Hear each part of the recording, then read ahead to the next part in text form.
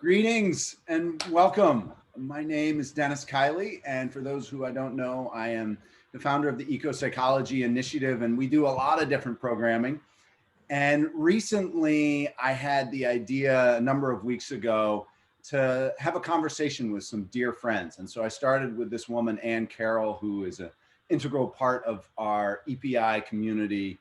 And the one thing we agreed upon, we didn't know what we were doing, except that let's have a conversation, record it, and generally under the auspices of spirituality. And it unfolded from there. And I felt really moved to be a part of that conversation. And it reinforced what I often find when I get together with Anne, and got some wonderful feedback from others.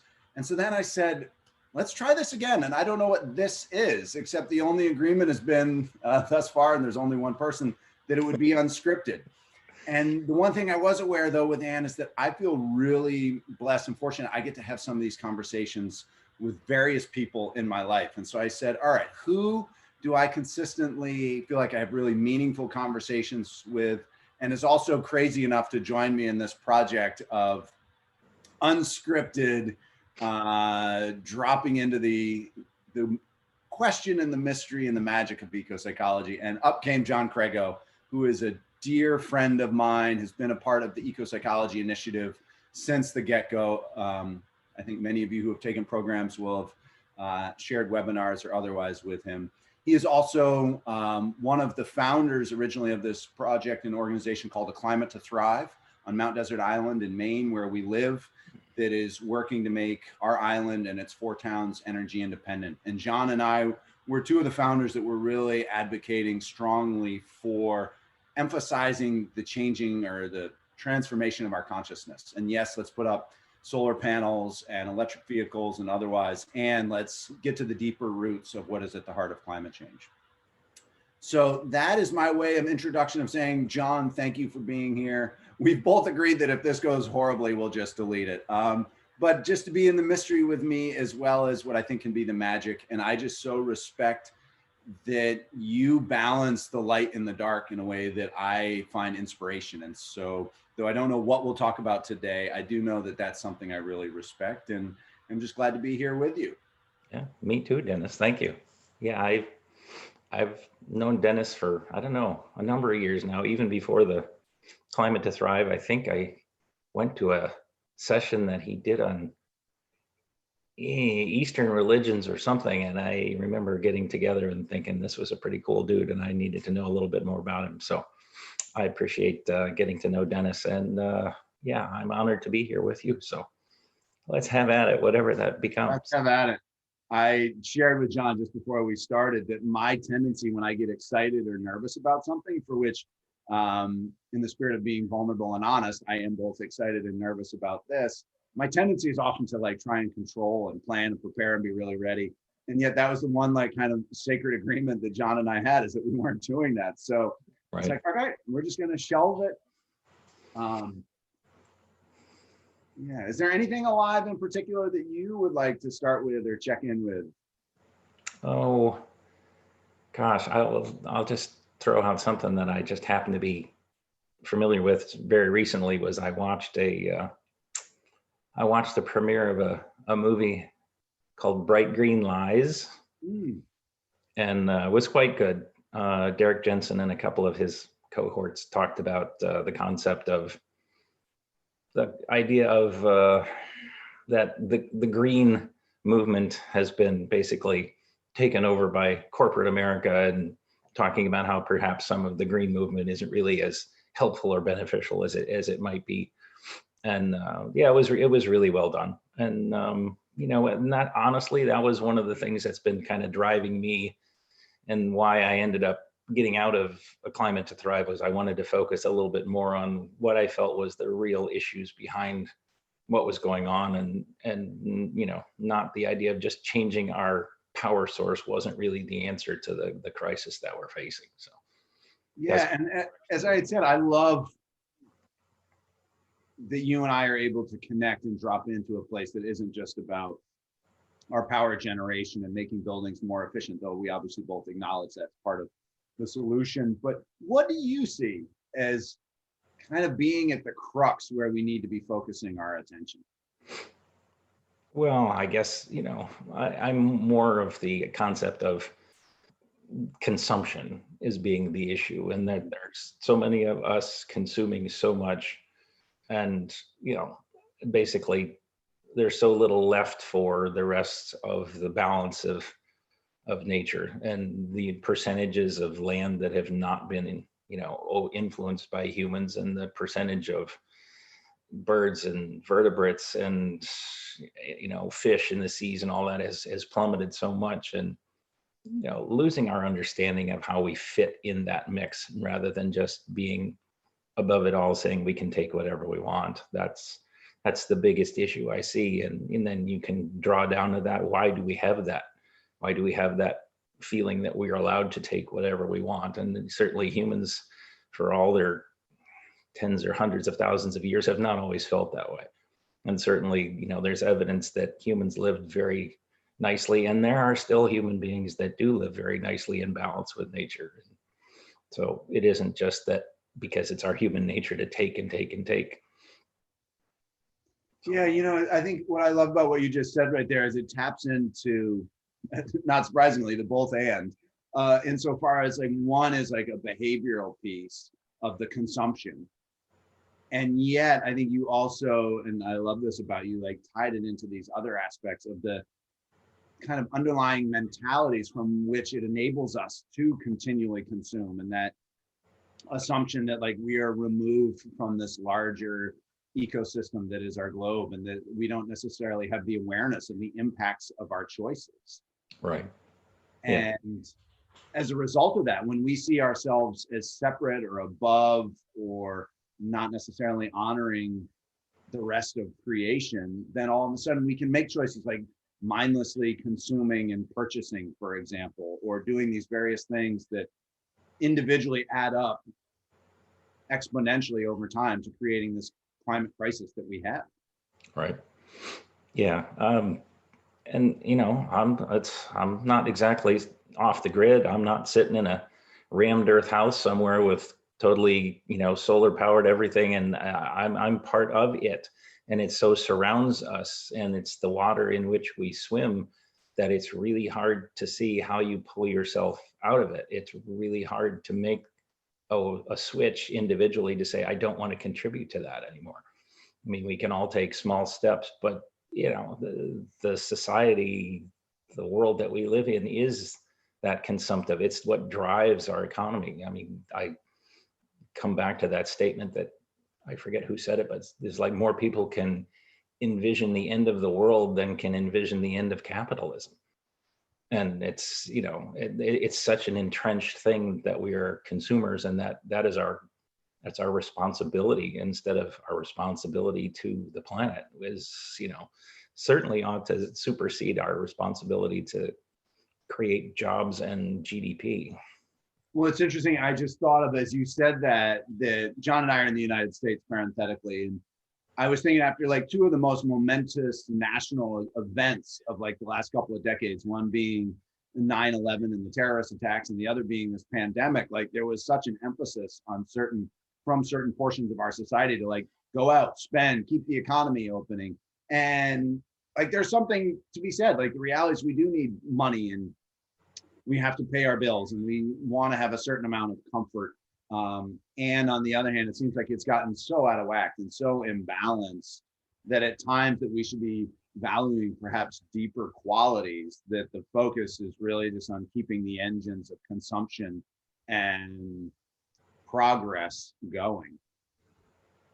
I see what I find with John so often, it's coming up again, is that like you really speak the heart of it. You name it in this way that I think a lot of people, and if I'm being candid, probably myself, we don't really want to talk about the underbelly, these roots that are deeply problematic. And while I talk a lot about systems, like this consciousness that we have, I might call it ego consciousness, anyone can call it whatever they want, but like that mentality is so woven into the fabric of our society that it's hard not to be like, what do we do? That I'm just this one individual actor. I'm recognizing that I'm part of the consumptive capitalistic machine.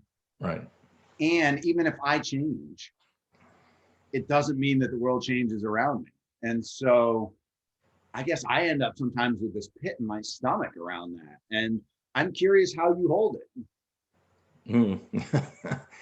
Yeah, I have that same pit a lot of the time, and it's all you can do is what you can do each day, and talk to the people that you can talk to, and bring up the ideas that you can, and work in service to life in the only way that you can. And if you end up the end of your day, you did something that created more life or was beneficial to more life on the planet, that's the best you can do. And I truly do not hold out any realistic hope that until there's massive, you know, problems from what we have done, will there be change? It just, people don't want to change what they've got. It's like, I don't want to give anything up.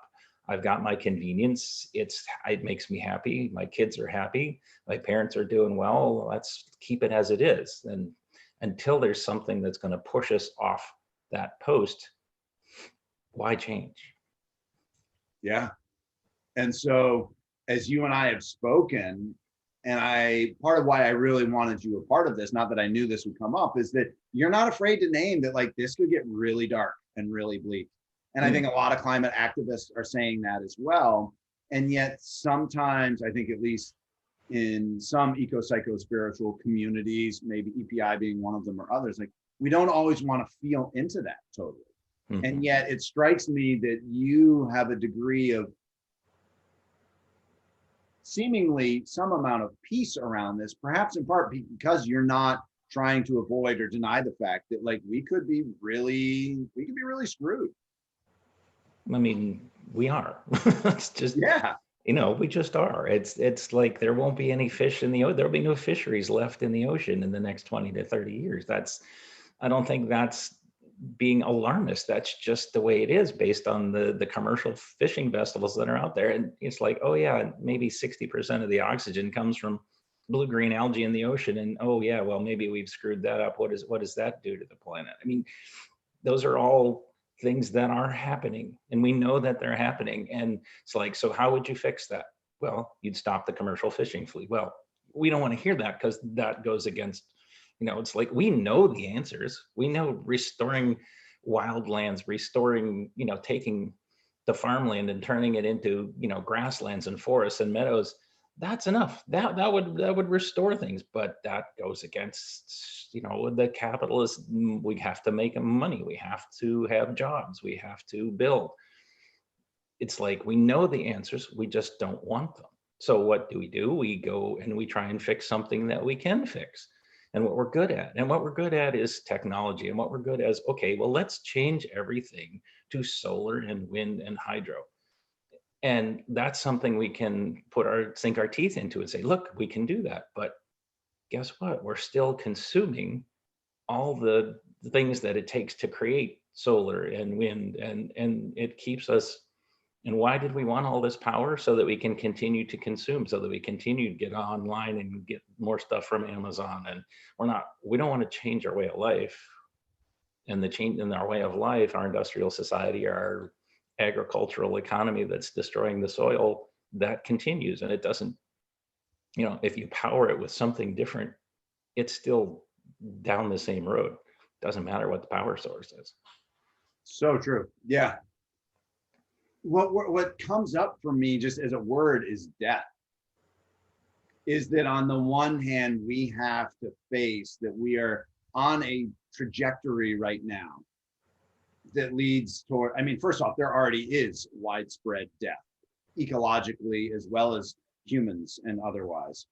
But what you're saying, and I agree with you, is that without dramatic changes, and I actually think that it's not an either or, like, we need solar panels, we need to change our energy sources. And however, without a dramatic change in the underlying ways that we live and identify as a human species and the ways that we approach life, we will be facing more death.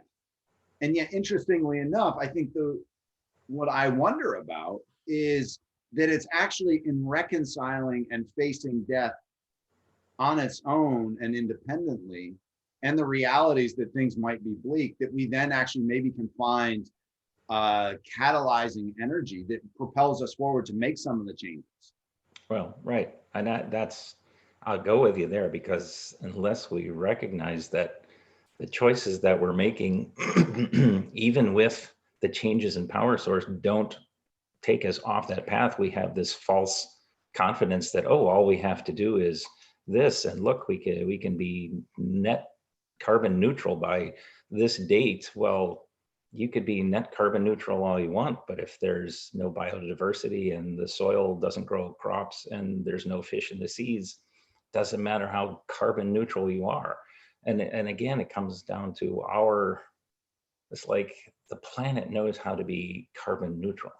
The carbon knows how to, and has for billions of years. And yeah, there's been fluctuations in it, but it's part of our hubris that to think that we created this and that we are going to fix it. And it's like the solutions, it's like leave a field alone, and guess what? It comes back and things grow, and there's life just waiting to fill up the spaces that we keep. We just have to get out of the way. We just have to stop the harm.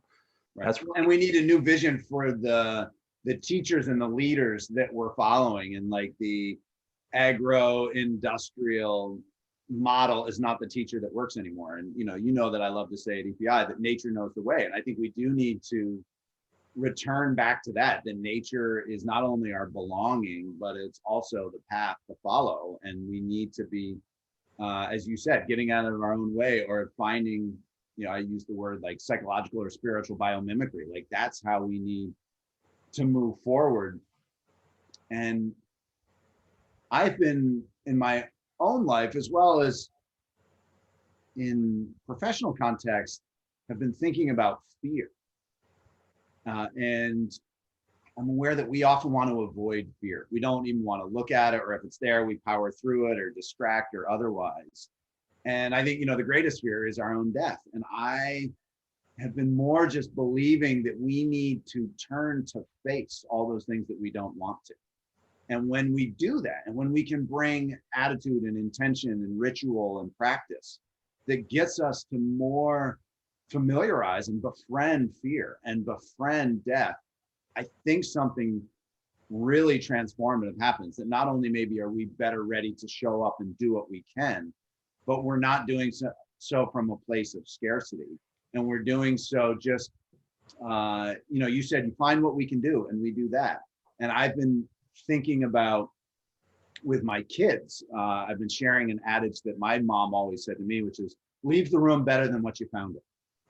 And I think if I can really do my inner work and face grief and loss and fear, then all of a sudden I move forward in a way that I can celebrate the beauty all around me. I can celebrate the wonders of this natural world and friendships and community. And I'm giving from a place that feels regenerative and from love and gratitude. And then I'm leaving the room a better place, and that it might not be enough. And sure, I think there's a way also that or as humans, we over-aggrandize our own importance and our own power. Like, oh, I can save the world. Or, in my lifetime, it's all going to be healed and saved. And it's like, no, that's not how it's going to be. Like, either way, my two young kids are going to have to deal with this. Right. And so rather, can I face myself in the mirror? And can I look at my kids in the mirror and said, I did the best I could, and I left the room as much as I could a better place. Yeah, that's great. Well, yeah, and it comes down to fear and fear of death, certainly, but the more you're sitting in nature and you recognize that without death there isn't any life. The new life depends on the death of the previous life. That's how soil is created, right? I mean, that's how nutrients occur. I mean, they cycle through, and we're a result of that. We're not alive without the death of things that came before us. And recognition that, I don't know what you want to think about your own consciousness. And if you're worried that your consciousness isn't going to continue, that's something. But parts of you will live on, and parts of you live on in other things, even as we exist, even before we die, right? There's my favorite Tom Chi video that talks about how we share things with the plants and the animals around us all the time, and that we're constantly changing.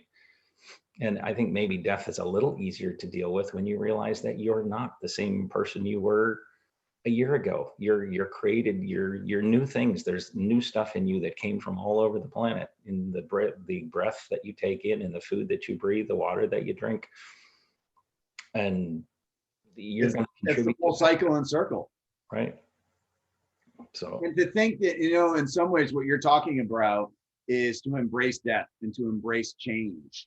And that is in some ways the antithesis of the cultural mindset that I think has us in this mess in the first place, which is like prolong and stave off death.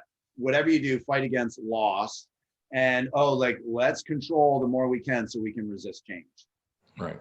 And so we have this like fundamental tension and opposition that's just further fueling the problem. Yeah. Yeah. And then if you can look at the, you know, those really helpful comparisons about how short a time that we've been on the earth, and, you know, we're nothing but a blink of an eyelash in comparison to, you know, the rocks and the things that have been before us and the different kinds of life that have come and gone and will continue to come and go. And every civilization that's ever been on the face of the earth has come and gone, and ours will too. And it's like, it's not a question, it's a certainty. It will go away and other things will take its place. So now I know that Buddhism has contributed greatly to your life, and, you know, hearing you talk there, I'm like, oh right, attachment. Like the more we attach to our life and our possessions, our identity, or, you know, fill in the blank, more in some ways it's harder to get into the real deeper current that I think behooves us to be joining. So I'm wondering, like, how does Buddhism show up for you? Is it part of this process that you're in right now, or does it feel like it's somewhat distinct? Oh no, it's definitely, it's changed my way of thinking, my thought processes, and that, you know, accepting change as the only thing that's real, right. And knowing that, you know, what's here is going to leave. Everything I ever loved is going to go away. And that's just an accepted part of your life. And then, you know, like you said, it's the attachment. Those are the, you know, the root of suffering, and just being able to let go. And it's like, when I used to think about it, it was like, well, gosh, if you don't attach to anything, you can't be happy or excited, you know, because you really like these things. Like Dennis and I talked about being sports football team fans, and, you know, it's like you really get excited about your team, and you're attached to how well they do and how well they don't. And if you don't have that attachment, well, the highs aren't as high and the lows aren't as low when you don't have that level of attachment. But it isn't about highs and lows. And equanimity is, yeah, maybe you don't go crazy when things are great. You don't go want to kill yourself when things are bad, but that doesn't mean you can't be happy. That doesn't mean you can't be in the moment and be absolutely, you know, completely engrossed in what you see around you. And it doesn't mean you have to be attached to it. You can just be in awe and wonder of what's around you, what you see right now. And yeah, it's a great misconception that Buddhism or some of these other, especially Eastern traditions or otherwise, are suggesting that we don't live with an open heart, because that is to me, the very essence of what is needed right now. Mm-hmm. So I think in a lot of ways, the heart is the place from which we can start to shift these things that we've been talking about. Like, we have to be in our heart to feel the connection and the love and the belonging and the gratitude for this world that we are a part of, and for our fellow citizens, ecological and human alike. And so when we are in that heart and truly there, like, it will break our heart open. I think it was Joanna Macy who said, let your heart break open and the whole world fall in.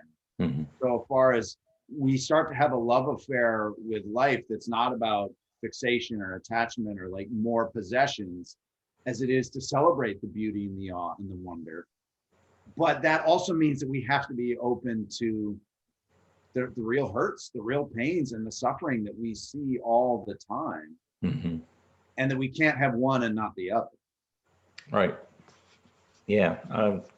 I don't remember exactly again which book I read it from, but somebody talked about being an environmentalist or being a naturalist is to carry the burden of the world on your shoulders. Mm-hmm. Because once you believe yourself to be connected, then every injury, every insult is your injury, is your insult. And you feel that depth of, and again, it's not, because you don't want to run away from it. You have to look at it. You have to see it and feel it and be okay with that feeling. So yeah, the vulnerability has to be there, but without the I mean, it's like, love and grief are two sides of the same coin. You can't have love without the grief on the other side of it. Those are, and you can't have one without the other. No mud, no lotus, right? You got to have the Khalil Gibran has some wonderful poems and passages about that they are like the two hands. And I think we've been taught that we can have one and not the other. Oh, absolutely. That's our whole society, is that you can keep having more good stuff and more happiness and Right. push away anything dark and push, it's like, if there's a hole in your soul, buy this. If you don't like this, get this. This will make you better. Well, and it makes me think of something you were saying earlier, insofar as right now, the word being contentment, that right now, so few of us, and I think about young kids or school systems, we're not taught to be content. We are in this larger, the breadth of our world right now is like, as we've said, is consumption and more, and don't be satisfied, don't be content. And it's like our work is to totally shift that trajectory of how can I be content with this conversation, whatever flows from it, or the friends that I have, or the beauty and the wonder around me, even if it's just a couple of daffodils that are showing up. Like, how can that fill my cup in such a way that there's not a need to then go to Amazon or Netflix or these and just add more, and the acquisitiveness. And I think the more we practice contentment, not only do we find that we don't need as much, which addresses that consumption, but it's then also when we do make our offerings, whatever they might be, however small or grand, like, we can be content knowing that I made this offering, I did what I could, and that can be enough. Mm-hmm. Yeah, and we have to get past society tells us that we constantly need to be striving and we need to be getting ahead, and that taking time for anything other than progressing and pulling yourself up by your bootstraps and fighting for more and more that's laziness. And it's this concept that, taking time to slow down, taking time to appreciate what you have and being grateful for what there is, rather than the more that I want. That's, well, how do you create that? How does that become a part of our belief system, when everything is built on growth, everything is built on more? Yeah, that's so great. I've been thinking a lot about time as well, and that the very things we want require time. Like, relationships take time to feel connected, or to see beauty, or someone in our recent nature-inspired spirituality class asked about, like, how do I bring more intentionality into my life, and more of the ritualistic approach. And what occurred to me is that it can't happen like a to-do list and like just a quick bake. Like, we have to build in actual amounts of time. And I think not only does it true in like practical external senses, but I think we need to cultivate an internal sense of spaciousness and that sense of time, so that we're not as rushed, we're not as focused on busy and doing and producing. And that starts right here with you and me. That starts with this breath. Mm-hmm. Yeah, I mean, talk to somebody that's got a terminal diagnosis, and there's nothing more important than time, because suddenly it becomes this scarcity. It becomes, I want as much of it as I can, and we've all got a terminal diagnosis. We just don't want to recognize it.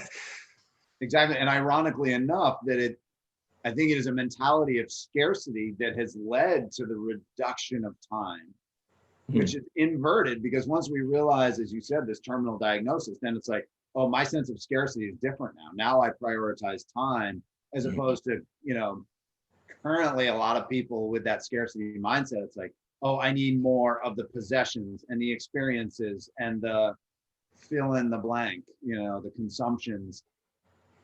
that actually like reduce time, the very things that enable us to enjoy to. Well, right. And it's also I need more because we've created this zero sum game that I need more because somebody else is going to get it if I don't get it, or somebody's going to take mine. So it's this, whoever has the most toys wins, instead of how can we all benefit? And so that we've lost the community as well there. So it's the concept of the rugged individualist that we've created, that here I'm supposed to create as much as I can on my own so that I can be totally self-sustaining. And human civilizations never lived like that. And that's not how they lived. That's not how they lived in cooperation with the land, by everybody for themselves. It just doesn't work that way. Yeah, it's great that the excessive imbalance of individualism has led to the very loss of the things that we need most, which is like community and relationships and coming together. Right. Now, you and I have talked at other times in the past that whether, we're going to change course and we're going to actually, not that we ever figure it out. There's no end point, like we're done, oh, we're saved, versus like, oh, we're doomed. But to the extent that maybe there are the types of changes that we think are needed, or like, no, you know what, like there's going to be utter collapse. You and I have said in the past that community is essential either way. Right. Yeah. Right. To make change, community is going to be required. A large community is going to be required. And even if things go completely south, community is going to be required. And even if you decide that I can't do anything about it, I'm going to just escape from it all and go move to a commune. I mean, it's still going to require community. It's going to require caring for each other. And as we found with the Climate to Thrive, in our effort to make MDI energy independent, like it has to be a communal effort. It can't just be a couple of people who are motivated and have a great vision and rah. Like you need to mobilize and connect with the whole of the community, including people who maybe don't agree. And it has to be done in this really humble place of not like, I know and you need to come with me, but how can I be of service? And you and I have talked about this mentality that I think service has to be foundational, that it's less about me and my and what can I get, of like, what can I offer? What can I give back? Yeah, that's the other part that's missing, is we all think about the rights that we have and what we're entitled to, and there's very little emphasis on responsibility. And that's the part that seems to be missing. And that's the part that glaringly showed up with the pandemic, was like, don't tell me what I can do or what I can't do. And, oh, well, maybe, yeah, having responsibility, just being kind and courteous to the rest of us has unfortunately shown up to be really difficult to do for a large segment of the population. It's like the focus is on my rights versus my responsibilities to the rest of the community in which I live. So how do we shift that? How do we reach those people that, because I don't think, for example, like when the work I'm doing, let's say with climate change and the psychology of it, very, very, very, very few people would say, I don't care about the earth or the planet or the natural world. Like Right. That's not how they would identify. They might have other values that they see as more important, like fiscal conservative or whatever the case might be, or they're wary of taxation, or they're wary of, whatever the case might be. But in and of itself, it's not that they don't care about the planet. And similarly, I think through the pandemic, if you, interviewed some of these people who are the most ardent supporters of like lax restrictions and don't tell me what to do, I don't think they'd tell you they don't care about people. So how is it then that we are trying to engage and connect with them in a way that opens up new ways of seeing and thinking? Yeah, good question. Crickets. Mm-hmm. Right. I think it's because we're so divorced from our actions, what we eat, how we get, what we live on, how things are made, what happens to it when it's done, how, the processes involved, the waste that's created and all that kind of stuff. Everything comes in a box or comes in a shrink wrap pack. And again, you don't feel responsibility for any of it if you don't know where it came from, how it was produced, or how the waste is taken care of. How do you raise that level of awareness to realize, if I do this, this is what's going to happen. Or if I do this, look what had to happen in order for me to get this. We don't have that connection to our consumption, to our actions. And if you saw the tailings pit behind the mine that created the copper that went into, this electronics that I bought, and it'd just be like, that's probably not such a good thing, is it? Yeah. And in which case, like if I'm going to have my phone, I'm going to certainly have it last as long as I can. Right. And It's interesting that you mentioned about like the green lies, the greenwashing, and you talked about fishing, and this came up in conversation last night with my father-in-law, who was talking about these very things, that Whole Foods is marketing like Chilean sea bass, but like the real story of that is that it's one, these mega ships with like Chilean flags that are going around, and it's not just sea bass, it's like any approximate, they're just lumping it all together. But the other thing he had spoken about in that conversation is he has a super old iPhone that still totally works. But now the upgrades with Apple is they won't let his really old iPhone sync with his, like some of his music on his computer or his Sonos.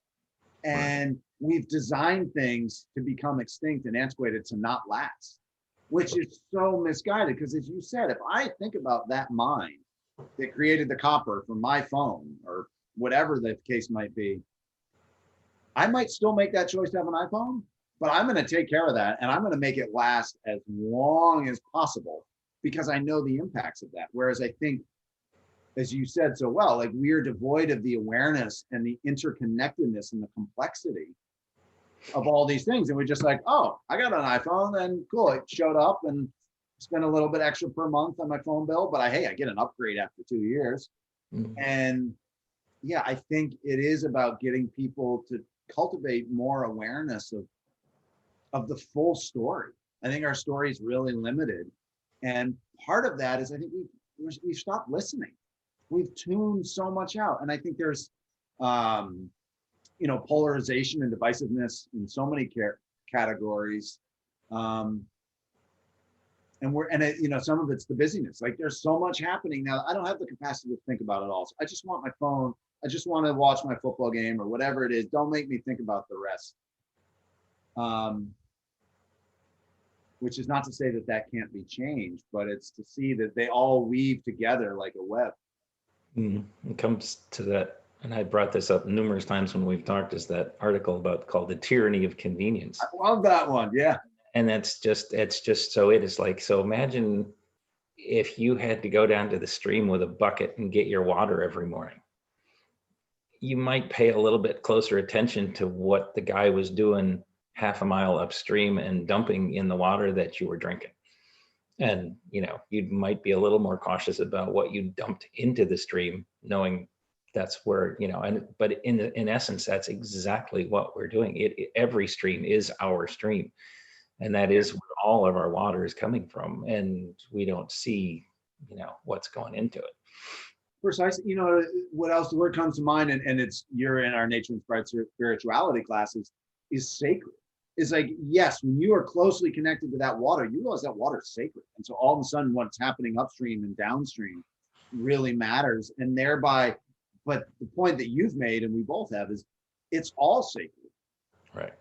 And that it's not just water, it's actually this phone too is sacred. And when we can bring that reverence and respect and humility and honoring of all that encounters our day, I think it just shifts. We become we slow down. We become a lot more content.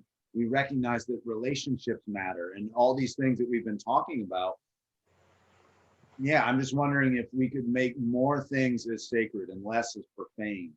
Yeah, I think it was Wendell Berry said that. It's like, it's all sacred. There's only sacred places and desecrated places. Yes, I've forgotten that, but that's... Yeah.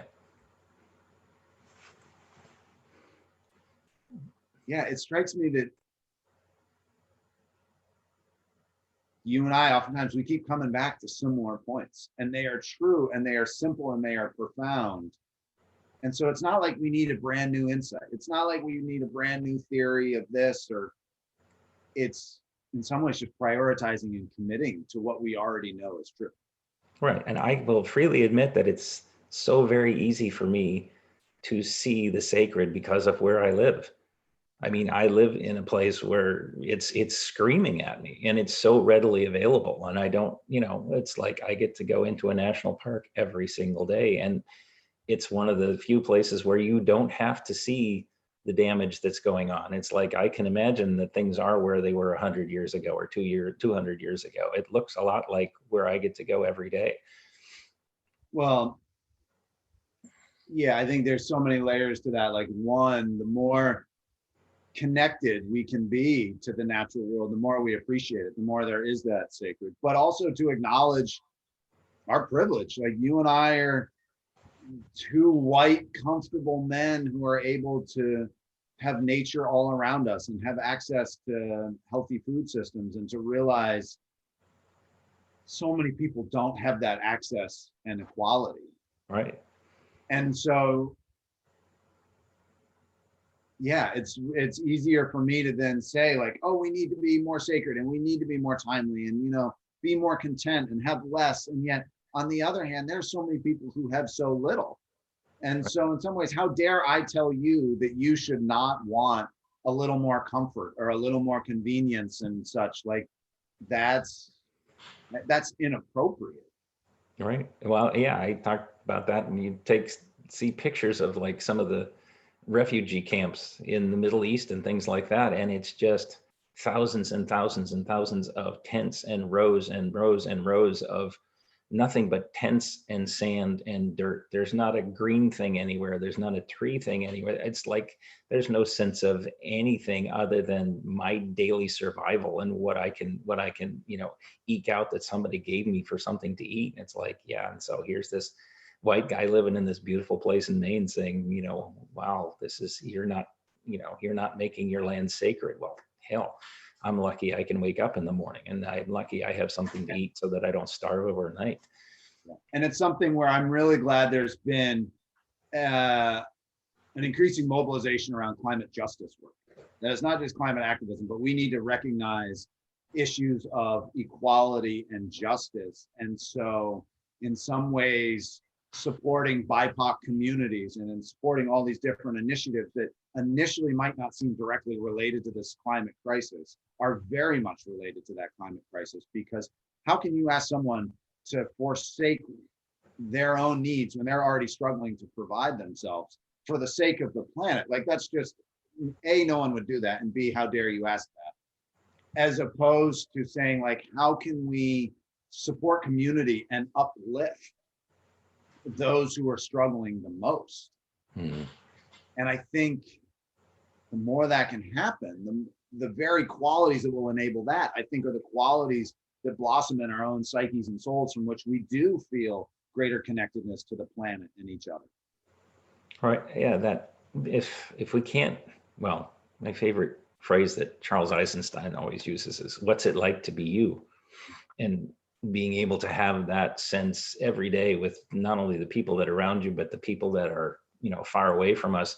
And we can't even do that very well. How are we going to say, what's it like to be you, to be, a black bear or an elephant or a rhino? I mean, it's like, how we can't even get through our own species and figure out how to have empathy for ourselves, as opposed to, taking beyond that.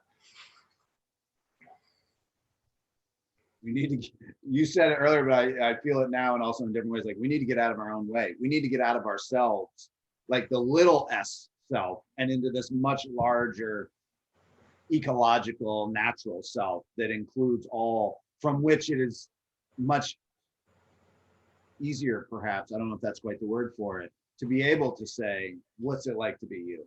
And how can I be in service to you? Right. Not the you that I'm in privilege to look over, but like the you that is a kinship to me. Yeah, it's all one. It is. That was Stephen Harding did that.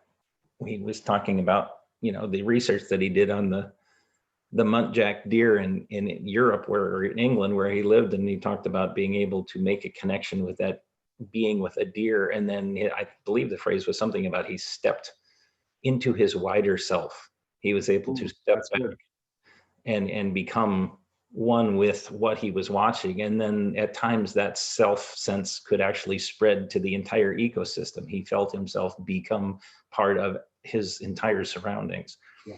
And as he said, it didn't happen very often, but again, it only happened because he took the time and, felt the connection, and it wasn't ever going to happen unless he spent hours and hours, making that connection. Yeah. And then to really remember to commit to it. And so I love to give John credit of his, it's wonderful. Like John has these C's, and it's to connect, communion, compassion, right? It's connection, compassion, and then communion. But yeah, okay. Yeah. Okay, fair enough. So yeah, I should have let you say it, but only likes those to that I had just mentioned recently that I've been musing about that, the connection, the compassion, and the communion. But then the other one is commitment, from which we take it forth into the world. And that's Dennis only likes that because he's a fan of alliteration, and if you love alliteration that Dennis writes, they all are full of alliteration. So yeah, get on his good side. Use lots of the same consonant. Yeah, John, you know the inside and the back doorway into my own heart, and no wonder. And like not to make light of what you've spoken to, like those C's, it does start with connection. I think you're really right, and so. It might just be you and I who ever watched this, but if anyone ever did, like it's, how can I just start right here with connection? And I think if we do that, I made a video for Earth Day, but I was talking about like, not just connect with nature, to think about it like, oh, look at those daffodils outside, or there's grass growing up. I'm like, oh, that's cool. And I'm connected, but like to really feel it in a visceral, embodied, poignant way, as my dad called the Earth Kit. If you have that like deep, the connection that can only be felt, it can't even really be described. If you have that, communion and compassion will flow. And then I love that you and I riff on this, that like we protect what we love. And love comes from connection. Love is not a mental construct that can lead us very far. Right. Yeah. You can't teach somebody how to fall in love. I mean, it happens or it doesn't. So what are some of the ways that you find help you with connection? Well, you've already brought it up. It's slowing down. It's stopping. It's being by yourself and connecting with what's around you. And it can be anywhere. It doesn't have to be in a national park. It can be, I've done it where I've just squat down and look at the mulch in my garden, and you'd like change your perspective, and you go deep, and you go down, down, down, and you imagine yourself, you're the size of that ant that you see there. And it's like, what's it like to be you?